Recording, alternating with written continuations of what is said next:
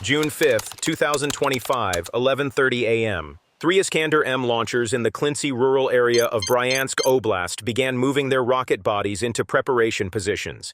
The planned launch window for the Iskander missiles targeted Ukrainian border cities, including Sumy. However, the Russians were unaware of what was about to unfold. 45 kilometers south, along the Ukrainian border, a HIMARS M142 vehicle was locked onto the Iskander-M system. We are referring to the HIMARS, a high-mobility multiple rocket launcher capable of carrying 6 rockets. The HIMARS launcher receives 3 command inputs for a rocket salvo. The digital attack package is wirelessly transmitted to the launcher. In this operation, the launchers were positioned 5 to 7 kilometers inside the borderline. The firing angles were calculated at 45 degrees. Thus, the rockets would strike the same target area in an elliptical pattern. To counter the possibility of jamming, the rockets updated their INS data at a rate of 10 Hz. If GPS is lost, the inertial guidance system remains active until the rocket engine shuts down, after which the flight computer applies a correction curve based on the last known error. To ensure the successful strike of the 3 Iskander-M systems, 2 Leleka 100 surveillance drones operating at an altitude of 12,000 meters accompanied the HIMARS launcher, providing a line of sight to the Rampaller-N and Rampaller-S designated areas. Drone 1 detected the container array in optical mode, while Drone 2 identified the generator output in thermal mode.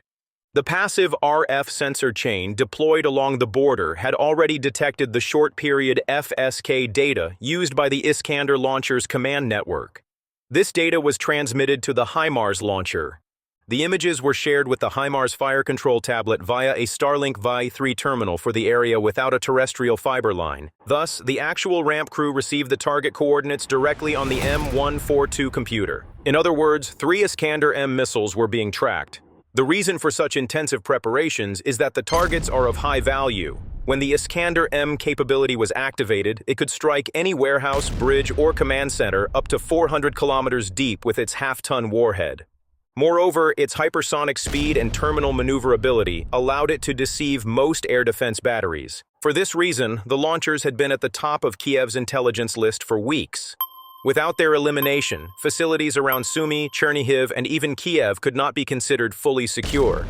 At 11:45, the HIMARS launcher locked onto 3 Iskander-M systems based on data from drones, and the operation began. Russian forces, unaware of all this, had moved the Iskander launchers to a concrete open area resembling an open-air hangar, surrounding it with tent-like containers, maintenance trailers, and short-range defense guns. The launch took place within the HIMARS range, but there were some complications during the operation. Bryansk, along with other border cities like Belgorod and Kursk, was directly within the range of Russian air defense and radar early warning systems. The HIMARS launcher remaining stationary for over 5 minutes increased the risk of counter-artillery or unmanned aerial attacks.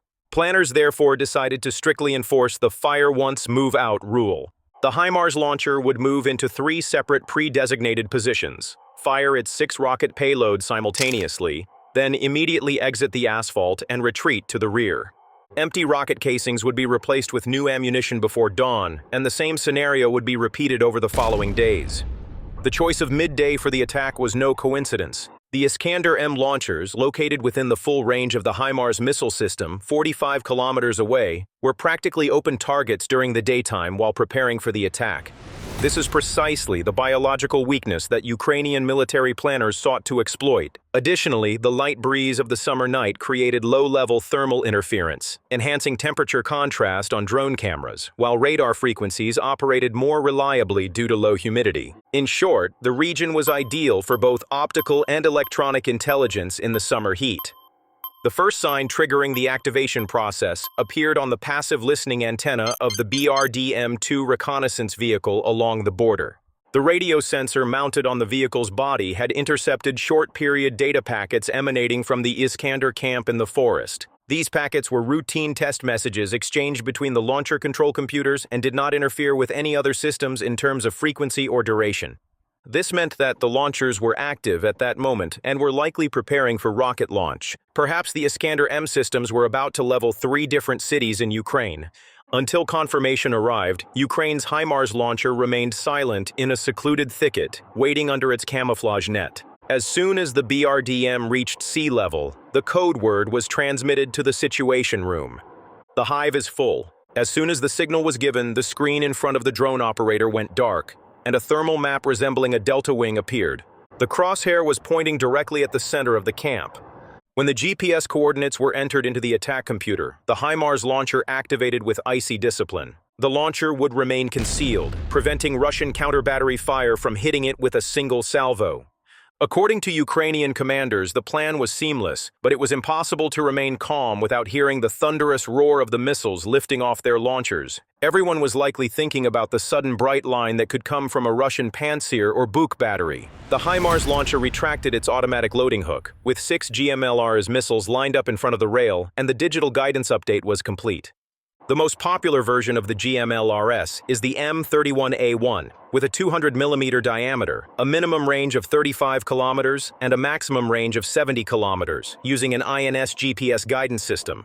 At the end of its flight, the multi-purpose fragmenting unit surrounding the warhead explodes, scattering steel tungsten alloy fragments over a radius of 15 to 20 meters. The missile's deviation value is between 3 and 5 meters in a stable GPS environment. This is equivalent to the error of a small hand grenade fired from 100 meters away, but when it strikes with its destructive payload, the crater it creates is nearly 6 meters wide. Additionally, the M31's gray-green body, even without sharp maneuvering capability at speeds approaching Mach 2, leaves little time for Russian radars to detect and redirect the missile at the last moment. The trigger had already been pulled.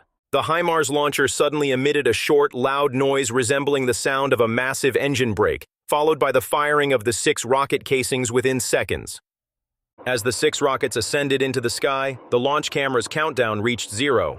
The rocket exhaust from the HIMARS swept past the surrounding bushes, leaving behind grayish flame trails close to the ground. Then the launcher engines shut down, the hydraulic steering arm swung to the opposite angle, and the vehicle reversed, trailing a cloud of dust. From here on, the HIMARS team's task was to reduce the escape time to under 5 minutes. If the ramp operated at full speed, the Russian howitzers would not have the opportunity to perform GPS scanning, and the Pantsir anti-aircraft missile systems would immediately begin searching for the unradar-locked missile bodies still in flight. On the telemetry screen of the unmanned aerial system, rocket icons were visible as blue lines rising and falling. Approximately 45 kilometers away, a camp containing 3 Russian Iskander missiles was waiting at a fixed target point. The flight time of the rockets was an average of 85 seconds. What would happen in 85 seconds was unknown, but there was perhaps 20 to 25 seconds between the moment the tower radars first detected the echoes and the moment the GMLRS warhead struck the concrete surface. This was insufficient for a Pantsir battery to rotate its silo, even if it were adequate for a wide-radius salvo. The sensor of the thermal drone monitoring the first hit entered the camera's field of view from beneath a security fence and glowed as red spots behind the large camp's wooden walls.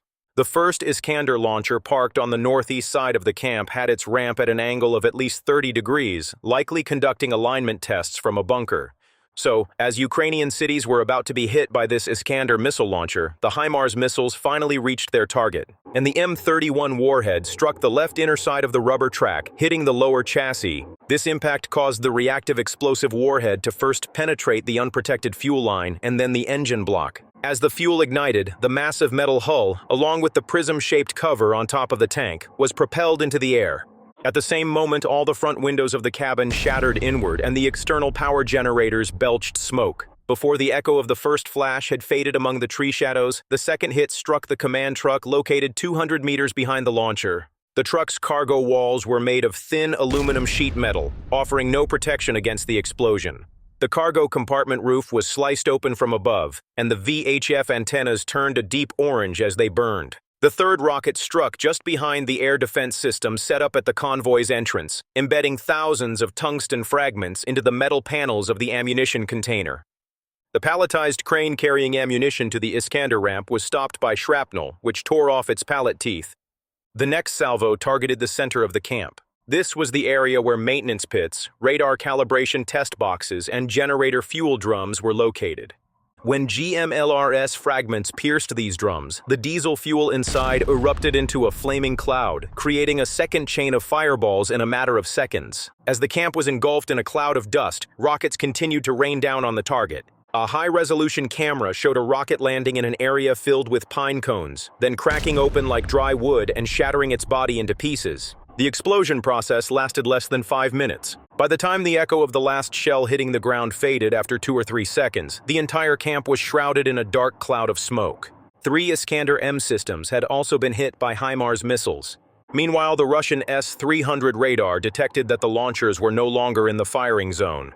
The scanning beam spun aimlessly. The commander of the Pantsir silo likely did not even activate the gun-missile mix mode upon seeing that nothing remained in the air picture. The command chain was likely trying to determine the target through backup communication channels transferred to another station, because nothing was left in the air and the launchers had retreated all the way back to the perimeter fence. When the HIMARS launcher returned to the Ukrainian side, its first task was to enter the area between the camouflage tents resembling a lumberyard.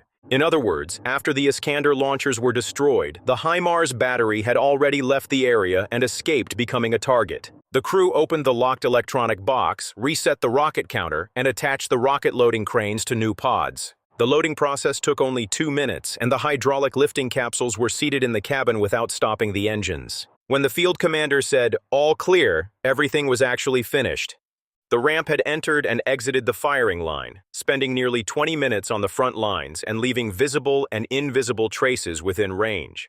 Most of the operation was monitored remotely by the drone pilot, whose main task was to record data packets verifying the rocket flight profiles. These would later be used for servo correction calculations under interference conditions in similar attacks. Immediately following the operation, Ukrainian intelligence drones intensified their infiltration flights across the border. The goal was to determine whether other launch pads had been relocated to the area. The Russian forces' first response was to apply the Iskander fan-out principle. They dispersed the launchers deeper into the forest in areas with weak GPS signals and supported them with mobile radar networks.